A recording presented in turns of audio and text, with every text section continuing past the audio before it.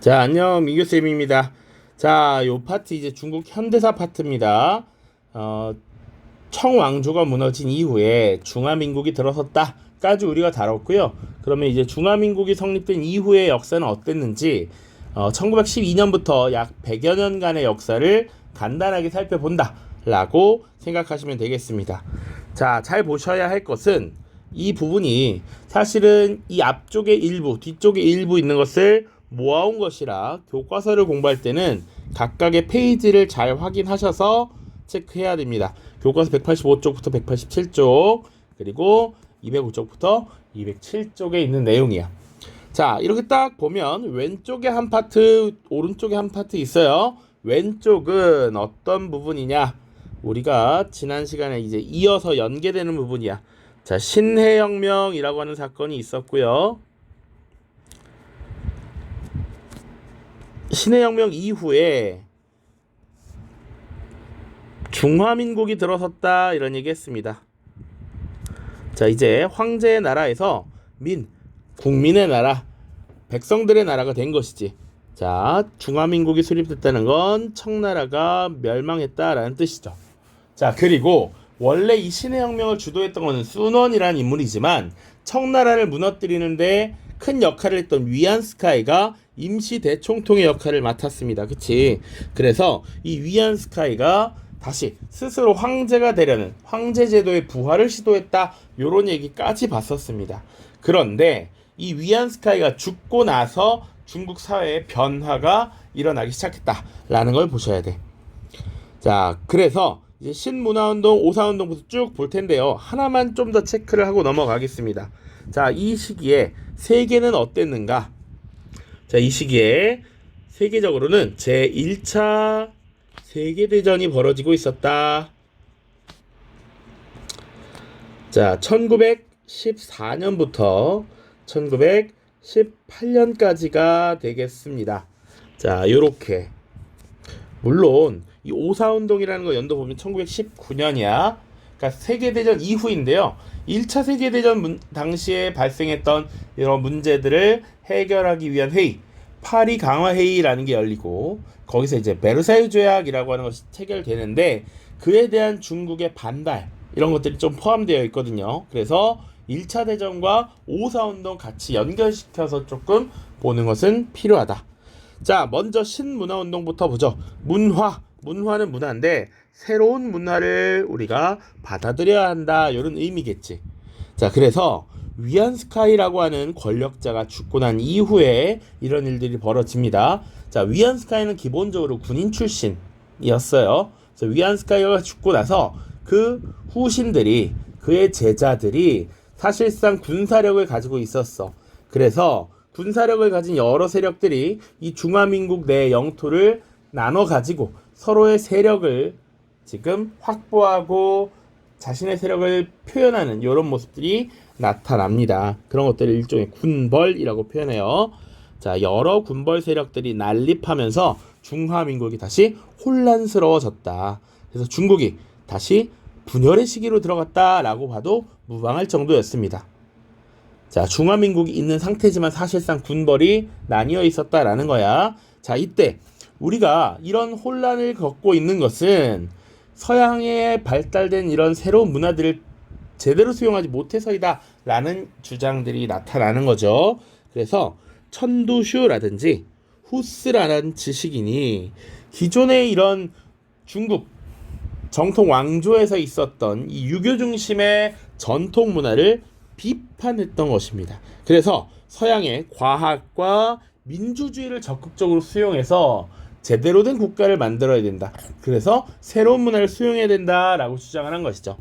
자, 그래서 자료 같은 거에 어떤 게 나올 수 있냐면 우리 과학을 받아들여야 된다. 이 과학을 사이언스라고 하죠. 그래서 새 선생을 받아들여야 된다 이렇게 표현하고요. 민주주의는 데모크라시죠. 이것을 덕선생이라고 표현하기도 했습니다. 그러니까 중국 사람들은 이 영어 발음을 자신의 한자음에 맞춰서 이렇게 표현을 하는 모습이 많았거든. 그래서 새 선생, 덕선생 이렇게 표현을 하기도 한다. 자, 그리고 이런 자신들의 이런 인식들을 전파하기 위해서 계몽시키기 위해서 신청년이라고 하는 잡지를 간행하기도 합니다. 원래 처음에 만들었던 잡지 이름은 청년 잡지였는데 이 나중에 이름이 신청년으로 바뀌어 갑니다. 자, 신문화운동 요 정도만 보시면 돼요. 오케이? 자, 그 다음에 있었던 것이 오사운동입니다. 제 1차 세계대전이 쭉 이어지고 있었고요.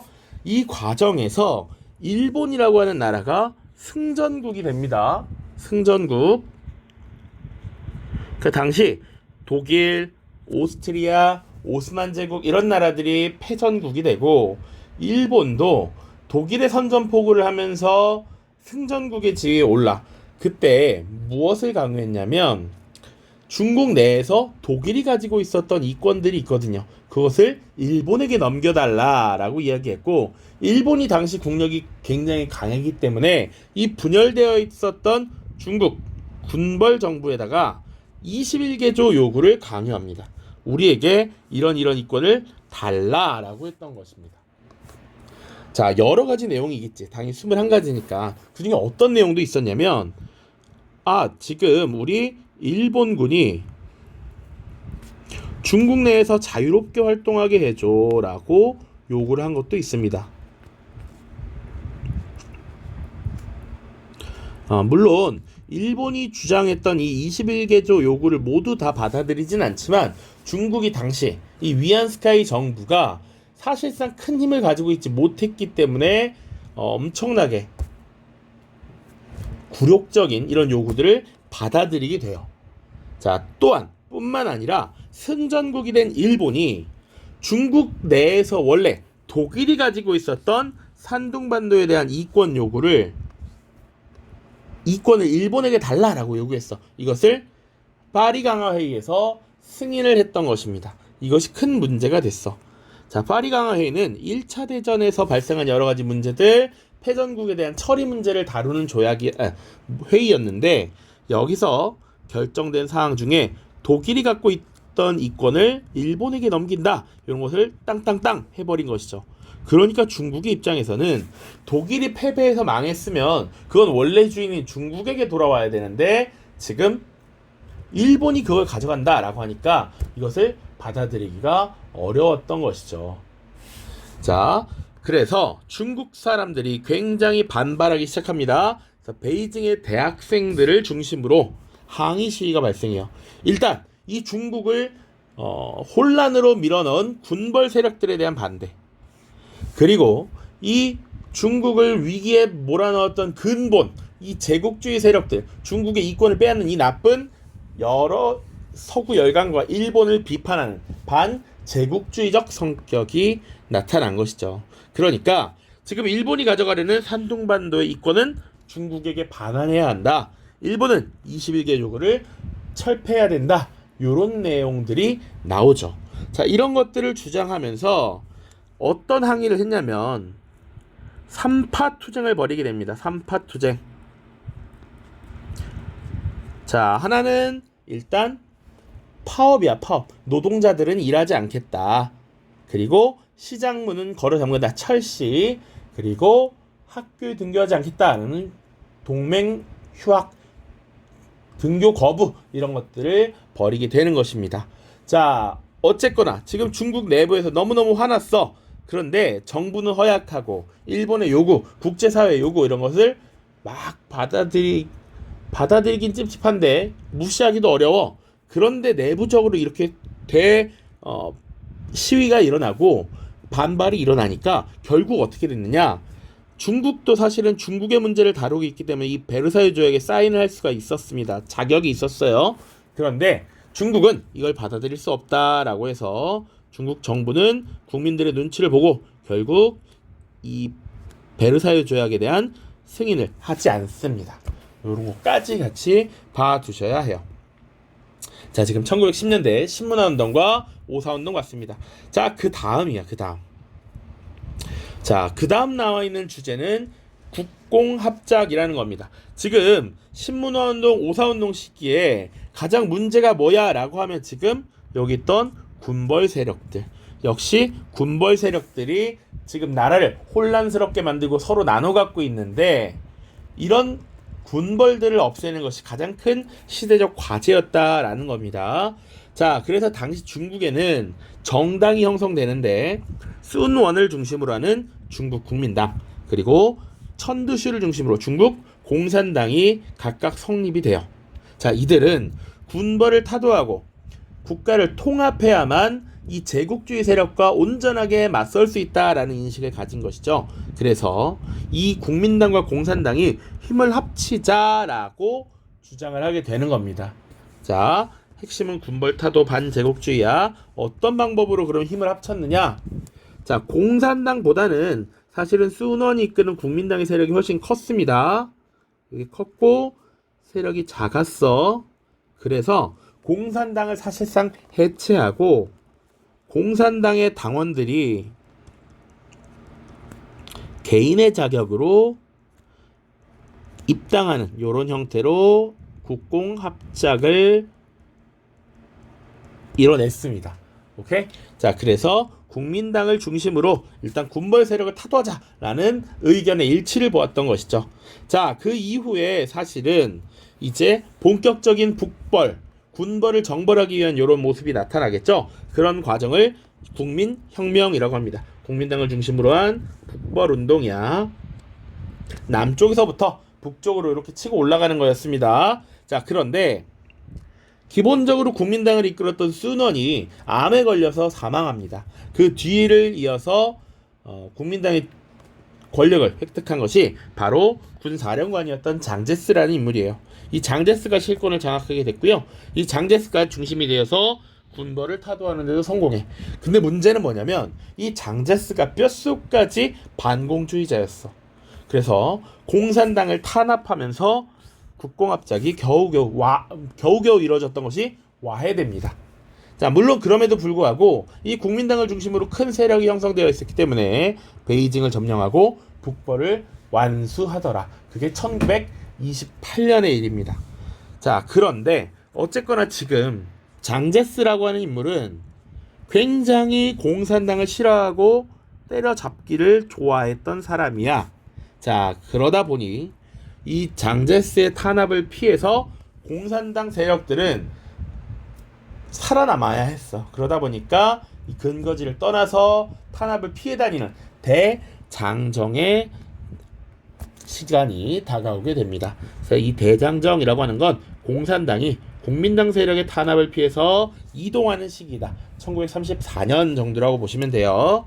자, 시기를 관련해서 조금만 더 보자면 국민혁명은 28년에 완수가 되고 요 중간에 사실은 하나의 사건이 또 발생을 합니다. 자, 봐야 되는 것은 만주사변이라고 하는 사건이에요.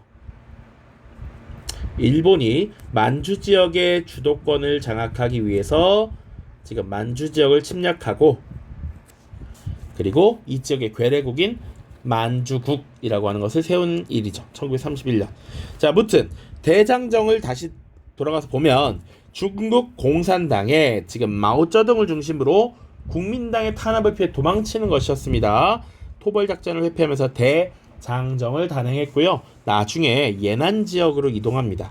자, 그래서 이 예난이라고 하는 지역이 공산당의 주 세력 근거지가 되고요. 우리 한국사 잘 기억이 날지 모르겠지만 조선의용대, 그러니까 지금 김원봉이 주도했던 조선의용대 중의 일부 세력이 화북지역으로 올라가서 조선의용대 화북지대를 결성합니다. 그 화북지대가 결성된 지역이 이 예난이었어. 공산당과 밀접한 세력들이 이동한 것이죠. 그렇게 기억을 하시면 되겠습니다.